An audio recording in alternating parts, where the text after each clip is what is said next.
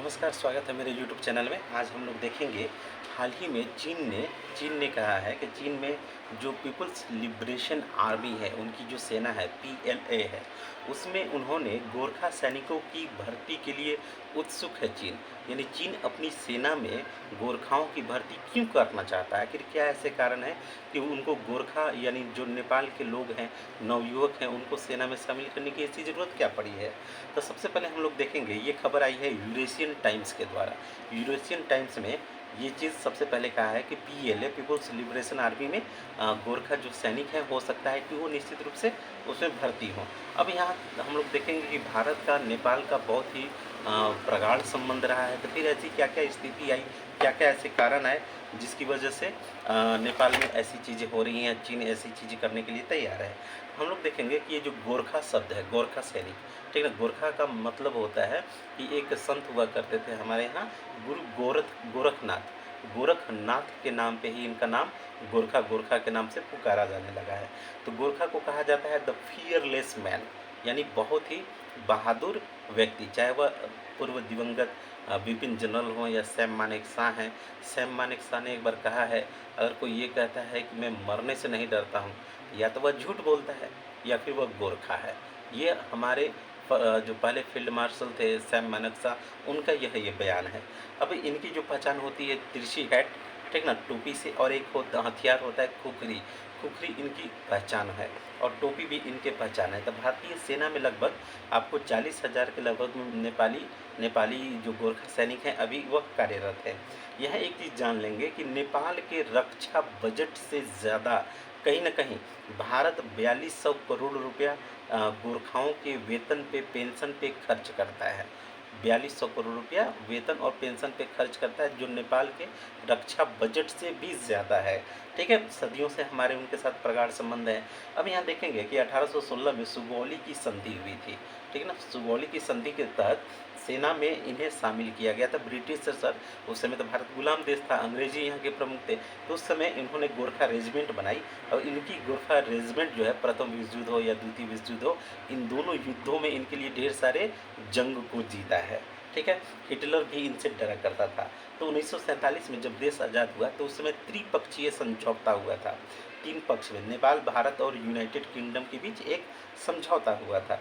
इस समझौता के तहत आज तक 2022 तक भारत में और ये यूनाइटेड किंगडम में, या ग्रेट ब्रिटेन जो है यूनाइटेड किंगडम, ठीक ना, तो उसमें ये गोरखा सैनिक कार्यरत हैं, जिसके नियम के अनुसार भारत में 60% गोरखा और यूनाइटेड किंगडम में 40% गोरखाओं की नियुक्ति की जाती है, वहाँ पे उनकी सेना में शामिल है। अब यहाँ पे देखेंगे कि नेपाल पर हाल में चीन का प्रभाव बढ़ रहा है, क्योंकि वहाँ पे कम्युनिस्ट पार्टी है। और ये केपी शर्मा ओली जी ने कहा है कि हमारे संबंध चीन से भी हैं और पाकिस्तान से भी हैं, द्विपक्षीय संबंध है। तो हमारे देश के नवयुवक किसी दूसरे देशों के लिए क्यों लड़ें? इस तरह की बातें हो रही हैं।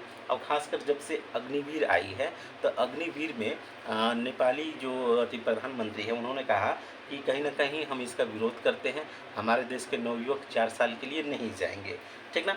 अब कहीं भारत सरकार ने भी डायरेक्ट कह दिया है कि भाई, जब हम अपने नागरिकों के लिए नियम बदल नहीं सकते, तो आपके लिए भी नियम नहीं बदलेंगे, नियम में बदलाव नहीं होगी। तो अग्निवीर की अभी पहली जो बैच है उसकी ट्रेनिंग अभी स्टार्ट हो चुकी है। इनका नारा होता है, जो गोरखा सैनिक है, जय महाकाली आयो गोरखाली। अब यहाँ हम लोग देखेंगे कि आखिर चीन क्यों अपने पीएलए आर्मी में, पीपुल्स लिबरेशन आर्मी में क्यों शामिल करना चाहता है। इसके कई कारण हैं। पहला ये है कि पहाड़ी क्षेत्र में भारत को महारत हासिल है। जो पहाड़ी एरिए हैं, जो जम्मू कश्मीर है, उत्तराखंड हो गया, इधर आपका हिमाचल प्रदेश हो गया, फिर इधर सिक्किम है, उधर अरुणाचल प्रदेश है, ठीक ना। तो इन क्षेत्रों में भारत के आईटीबीपी के जवान हो, इंडियन आर्मी के जवान हो, लद्दाख स्काउट है, विकास बटालियन हो, ठीक, एसएसबी हो, सब के सब इधर पूरे तरह ट्रेंड है। ये पहाड़ी एरिया है। हिली एरिया में भारत के जो सैनिक है, लड़ने में महारत हासिल है। और हिमालय के उस तरफ प्लेन एरिया है, तो चीनी सैनिक कहीं न कहीं प्लेन एरिया में ही फाइट कर सकते हैं। पहाड़ी इलाकों में उन्हें फाइट करने की आदत नहीं है। तो चीन क्या चाहता है कि नेपाल के जो गोरखा है उनको शामिल कर लें, क्योंकि पूरा का पूरा नेपाल ही पहाड़ पे है, हिमालय की गोद में है, तो कहीं ना कहीं वो पहाड़ी क्षेत्र से अभ्यस्त है। ये चीज़ पहला कारण है। अब चीनी सेना यहाँ पे पहाड़ी क्षेत्रों में युद्ध करने में बहुत ही ज़्यादा अक्षम साबित होती है, कमज़ोर साबित होती है। चीनी सेना के कई जवानों को विभिन्न प्रकार से बीमारियां हो जाती हैं पहाड़ी क्षेत्रों में, एक तरह से उनको डर होता है, एंग्जाइटी होती है, मानसिक रूप से बीमार हो जाते हैं चीनी सैनिक पहाड़ी एरिया में युद्ध करने से। इसके लिए बाकायदा उनको काउंसिल भी चलाई जा रही है। अब यहाँ देखेंगे कि चीन ने जब से वन चाइल्ड पॉलिसी का पालन किया है, उस सख्ती से पालन किया है, तो उसकी देश की जनसंख्या में भी बहुत ज़्यादा गिरावट आ गई है। तो वर्तमान जो युवा है चीन की, जो 21 से 35 साल की है, जो आर्मी में यही उम्र है, 21 से 35 तक फाइट करने वाली उम्र है, तो कहीं ना कहीं वह बच्चा जो है परिवार का दुलारा है, इकलौता है, तो उसके साथ ज़्यादा आप स्ट्रिक्ट पेश नहीं आ सकते, ठीक ना। वो उस लायक नहीं है, वो एक बेबी बॉय है। चीनी जो सेना के जो जवान है वो इकलौता बेटा है परिवार का, तो एक तरह से क्या बोलते हैं, बब्बा बॉय, बेबी बॉय जो भी कर ले, तो बहुत दुलारा है, उसके साथ ज़्यादा स्ट्रिक्ट हो नहीं सकते, वो रोने लग जाते हैं, उनको मानसिक बीमारियां हो सकती हैं, सुसाइड कर लें, ये सारी चीज़ें। तो कहीं ना कहीं चीन जो है अब ये चीज़ गोरखाओं को शामिल करना चाहता है। अब ये हरकत उसने 1962 में भी की थी, 1971 में भी की थी। तो 1962 में तो जितने भी नेपाल वाले थे उन्होंने मना कर दिया कि हम भारत की तरफ हैं, ठीक ना, हम अपनी जो नवयुवक हैं उनको दूसरे को नहीं देंगे।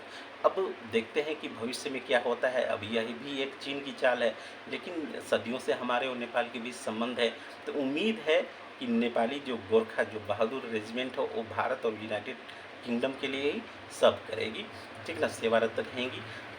चीन की तो अपनी एक सोची समझी साजिश होती है। लाइक कीजिए, शेयर कीजिए, सब्सक्राइब कीजिए। Thank you.